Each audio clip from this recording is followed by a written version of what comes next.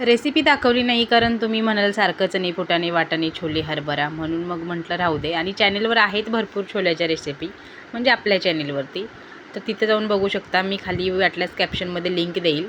तर आज मी मस्त छोले बनवले होते. एकीला फुलके पाहिजे होते तर तिच्यासाठी फुलके, आणि बाकीच्या सगळ्यांना चपाती बनवली होती.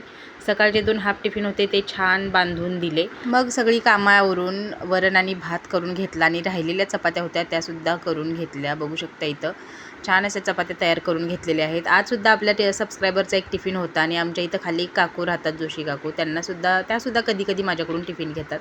तर त्यांना 2 हाफ टिफिन पाहिजे होते, आणि सबस्क्रायबरला एक फुल टिफिन पाहिजे होता. तर दोघींचेही टिफिन भरून दिले. घर, संसार, मूल, यूट्यूब बघत टिफिनसुद्धा चालवते, याचा त्यांना खूप हेवा वाटतो. कोणी त्यांना विचारलं टिफिन आहे का जवळपास, तर त्या लगेच माझं नाव सांगतात. त्यांना कुणीही भेटायला आलं तर आपल्या मूड अँड फूड मराठी चॅनेलचा आणि माझा विषय त्यांच्या चर्चेत असतोच असतो.